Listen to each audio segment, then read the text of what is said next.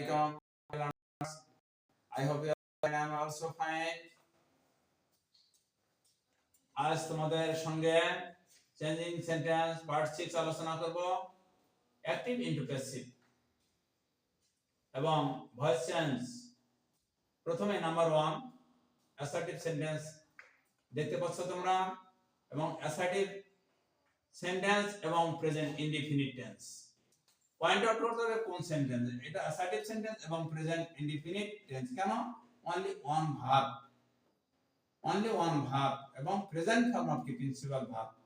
We are sure including s একটা present indefinite tense।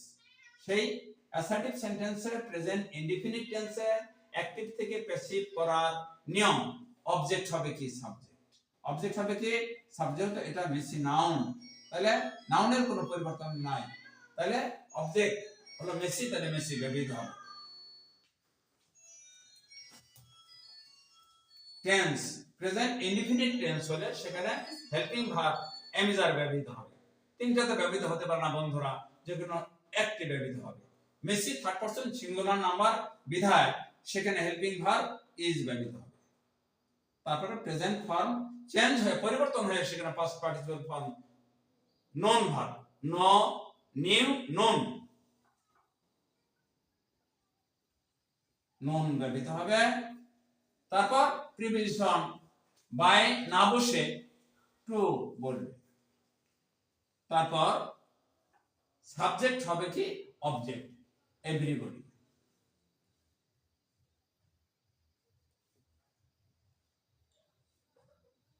Clear বন্ধুরা? Next আমরা দেখতে পাচ্ছি অ্যাসার্টিভ সেন্টেন্স এবং এটাও প্রেজেন্ট ইনডিফিনিট টেন্স।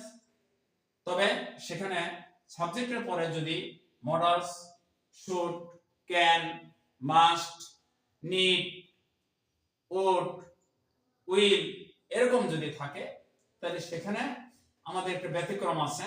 তাহলে অবজেক্ট হবে কি সাবজেক্ট। বন্ধুরা অবজেক্ট হবে কি সাবজেক্ট। the sum। কিভাবে আমরা অবজেক্ট পয়েন্ট আউট করতে পারি? মূল ভার্ব এর পরে যে অংশটা থাকবে সেটা হলো অবজেক্ট। তাহলে অবজেক্ট হবে কি সাবজেক্ট। মডালস থাকলে সেখানে মডালস এর পরে বি ভার্ব ব্যবহৃত হবে। তাহলে the sum should be। বন্ধুরা should be যদি এখানে মাস্ট থাকতো তাহলে তারপরেও সেখানে কি বসতো must be, can be, could be, would be, shall be এগুলো ব্যবহৃত। তারপর এখানে আমরা দেখতে পাচ্ছি প্রিন্সিপাল ভার্বের প্রেজেন্ট ফর্ম। তাহলে প্রেজেন্ট ফর্ম প্যাসিভ মানে past participle form do, did, done.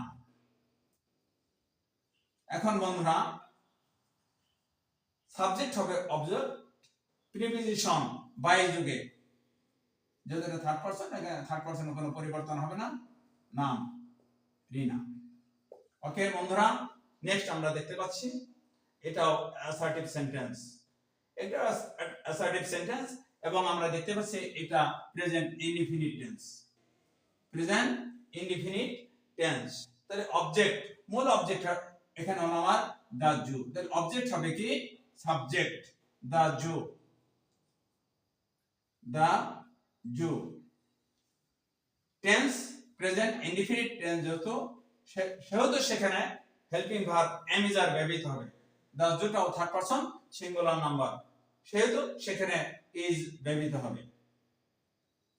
is আর visited past participle form visited। বন্ধুরা বিষয়টা লক্ষণীয় যে পাস্ট ফর্ম visited এবং পাস্ট পার্টিসিপল ফর্মও visited, কিন্তু আমরা পয়েন্ট আউট করব এই হেল্পিং ভার্ব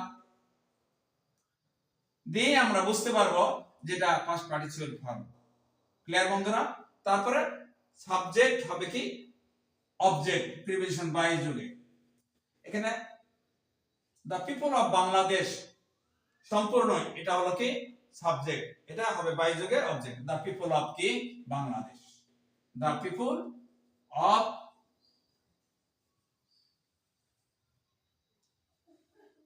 বাংলাদেশ।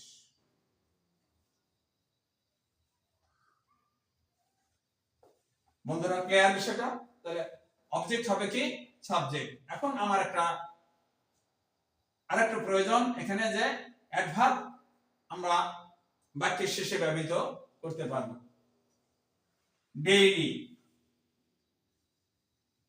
এটা অ্যাডভার্ব। নেক্সট আমরা দেখতে পাচ্ছি ইম্পারেটিভ সেন্টেন্স। বন্ধুরা স্টার্টিং এবং beginning we can see present form of কি verb, এটা ইম্পারেটিভ সেন্টেন্স। ইম্পারেটিভ সেন্টেন্সে অ্যাক্টিভ থেকে প্যাসিভ করার নিয়ম, শুরুতেই লেট বলবে। বন্ধুরা লেট, তারপর অবজেক্ট ইওর হেল্প, তারপর কি বলবে লেট প্লাস কি object your help, your help. বন্ধুরা যেহেতু ইম্পারেটিভ সেন্টেন্স মানে প্রেজেন্ট টেন্স এবং এটা প্রেজেন্ট ইনডিফিনিট টেন্সে আমরা পয়েন্ট আউট করব, সেহেতু সেখানে এমিজার ব্যবহৃত না হয় বি ব্যবহৃত হবে।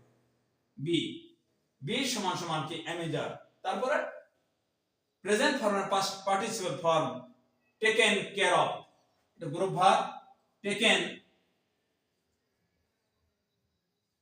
Care of. ক্লিয়ার বন্ধুরা? আমরা আবার খেয়াল করি let, let plus object your help, then be verb, be verb কেন প্রেজেন্ট ইনডিফিনিট টেন্স সেহেতু সেখানে এমিজার ব্যবহৃত না হয়ে বি ব্যবহৃত হয়েছে। তারপর ভার্বের past participle form taken, take to taken, taken care of. বন্ধুরা নেক্সট আমরা দেখতে পাচ্ছি ইম্পারেটিভ সেন্টেন্স এবং সেটা নেগেটিভ, এটাও সেখানে শুরুতেই বলবে কি লেট, যেহেতু এটা নেগেটিভ আছে তাহলে হবে লেট নট, কি হবে লেট নট, লেট নট, তারপর হবে কি অবজেক্ট দা পোর, দা পোর। যেহেতু এটা প্রেজেন্ট টেন্স, ইম্পারেটিভ সেন্টেন্স মানে কি প্রেজেন্ট টেন্স, এখানে মূল ভার্ব আমার হলো laugh at, do not laugh at the poor, দরিদ্রদের উপহাস করিও না।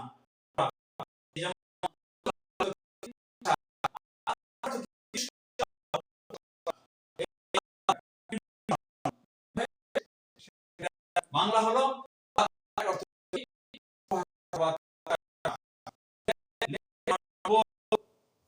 বি, বি এলে ইউ জি এইচ ইডি যুক্ত হয়েছে লাভ এট।